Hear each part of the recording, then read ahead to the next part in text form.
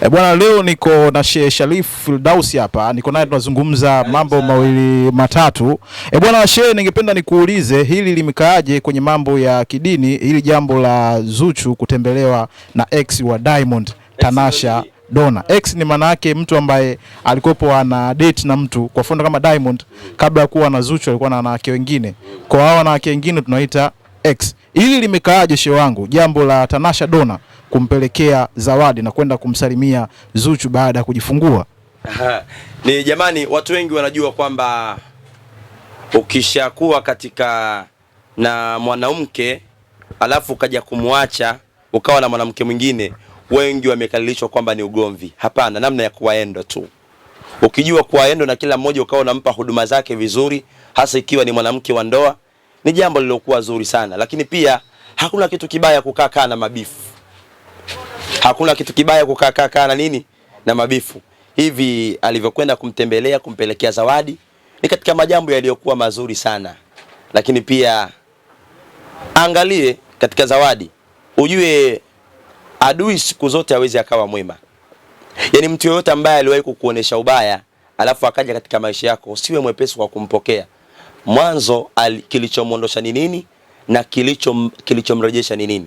Huenda ikawa ni sababu ya kuja kuweza kukumaliza. Ikiwa amekwenda kwa kheri, basi Mungu atailipa kheri. Ikiwa amekwenda kwa shari, basi hasbunallahu wa ni'mal wakil. Kwa hiyo na yule dada yule mnamuita Zuchu. Yule Zuchu wengi sana wanashangaa kwa nini amepelekewa sana zawadi.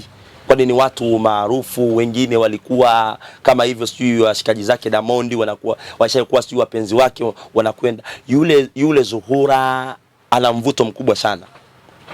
Yaani katika watu wa shekhe, kaka yangu, mjini ni nyota.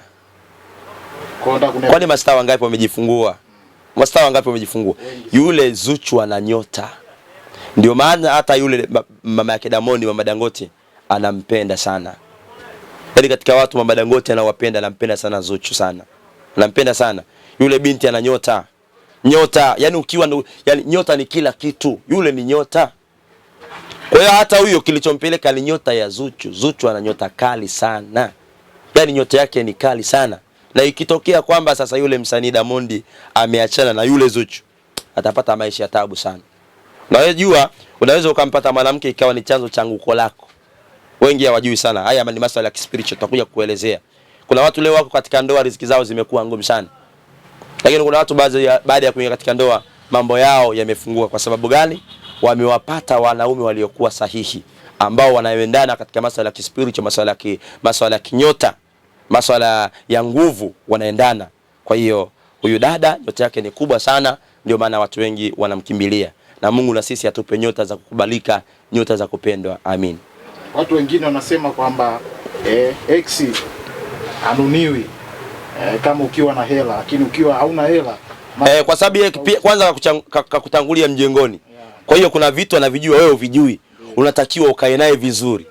Kwa hiyo unapokaa naye vizuri atakupa njia. Ndio. Yeah. Kwa hiyo kiufupi, kama Diamond angekuwa hana hela, inamaanisha yule dada asingerudi na karibu na Zuchu. Wengi husema pesa inaenda inafuata pesa. Yeah. Kwa hiyo wote wana pesa inafuata pesa. Yeah. Kwa hiyo ni jambo jema sana. Ni jambo jema sana, na mimi ninawapongeza. Mungu atujalie kila la kheri. Ujue pia ndugu yangu, leo kuna watu wanakaa kibifu. Ndugu zangu, ukitaka Mungu akubless, wewe acha mabifu. Yaani vile unavyomuombea mwenzako dua mbaya, basi ile dua haifiki popote, kwanza inakurejea wewe. Yaani ukimwombea mwenzako dua la kuku halimpati mwewe. Usupport to be peace. Sisi tunatakiwa tuishi kwa upendo, tuishi kwa kuhurumiana, tuishi kwa kupendana, tuishi kwa kusameana. Maisha yenyewe mafupi hapa. Wangapi na wangapi tulikuwa nao leo tukawazika. Lakini leo unakuta kuna mijitu hivyo namna Mungu alivyoiumba. Yaani imekaa kinongwa, imekaa kiroho ya korosho. Yaani unakuta jitu linakuchukia bila hata hujalifanyia kitu. Na leo kuna watu wamekaa wao leo wanagawa pepo na moto kama Dula Makabila. Mwanangu pita huko. Wewe motoni. Mimi juzi hapa nilisema na leo naendelea kusema kwamba hawa mashabiki wa Simba wote wanakwenda peponi. Hujasikia? Mashabiki wote wa Simba wanakwenda wapi? Watu wa Simba wote wanakwenda peponi na watu wa Yanga wote, tena hasa Yanga wote wanakwenda peponi. Hili limekaaje? Hili limekaa vipi? Mtume Muhammad sallallahu alaihi wasallam anasema umati wake wote watakwenda peponi.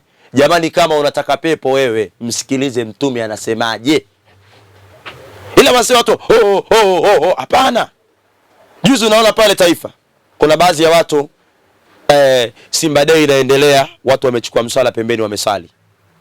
Hivi ndivyo wanavyotakiwa, lakini sio unakwenda katika masuala ya kiushabiki. Swala zinakupita, ibada zinakupita, unakwenda kwenye Yanga Day, Simba Day, ibada zinakupita. Yanga Day tusherekee, Simba Day washerekee, lakini pia tusisahau kufanya ibada. Ibada ndio jambo kubwa sana, na kutubu kwa Mwenyezi Mungu na kurudi kwa Mwenyezi Mungu. Tukirudi kwa Mwenyezi Mungu, watu wote tutakwenda peponi kwa idhini yake Mwenyezi Mungu Subhanahu wa Ta'ala. Hakuna mtu atakayeingia motoni ikiwa sisi tutakuwa tayari kurudi kwa Mwenyezi Mungu, ikiwa sisi tutakubali kumsikiliza Mwenyezi Mungu nini anataka, nini hataki. Mungu anasemaje? Inna lilmuttaqina mafaza, hakika ya mwisho uliokuwa ni mwema utawapata wote waliokaa katika toa, katika respect ya kumrespect Mwenyezi Mungu. Mungu atubless jannat firdausi, Mungu atuondolee chuki, Mungu atuondolee hasadi, Mungu aendelee kutupambania. Lakini pia ndugu yangu, hivi unavyoona watu hawasalimiani na ndugu,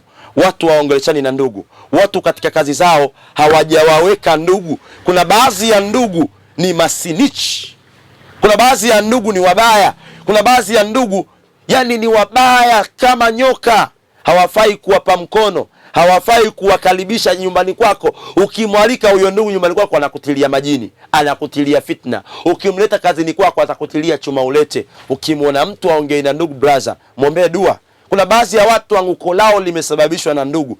Tena wengine kibaya zaidi, anguko lao limesababishwa na wanaume wao, anguko lao limesababishwa na wazazi wao, baba au mama. Mungu atunusuru na ndugu masinichi, Mungu atunusuru na ndugu wasiopenda mafanikio, Mungu atunusuru na ndugu waliokuwa na nongwa. Yeye anajua wakuwa huko Dar es Salaam au huko katika biashara au huko nchi fulani, anajua wewe ni kiwanda cha pesa, muda wote pesa, muda wote pesa. Ukimnyima tu linaanza bifu. Allahu akbar. Mungu atunusuru na ndugu kama hawa. Hawa ndugu hawafai. Mungu awatie ya kuatia, Mungu awatie upofu. Leo kuna watu anguko lao lilisababishwa na ndugu. Mtu mmoja juzi ananiambia, Sharifu, mimi nimeachana na mke wangu kwa sababu ya ndugu. Nimemtoa huko shamba sio kilo, nimemleta pale nyumbani, ametia fitna, ndoa yangu imeharibika. Leo kuna mtu mmoja yuko pale Oman ananipigia simu, anafanya kazi mwaka wa 5. Anamtumia pesa ndugu yake baba mmoja mama mmoja amnunulie kiwanja amjengee. Basi juzi anarudi anakuta amemnunulia kiwanja Mabondeni, kiwanja cha 200,000 na kujenga kwenyewe amejenga nyumba. Yaani kama unakuja upepo, nyumba inabomoka. Hawa ni ndugu wa namna hii wapo. Mungu atunusuru na ndugu wa aina hii.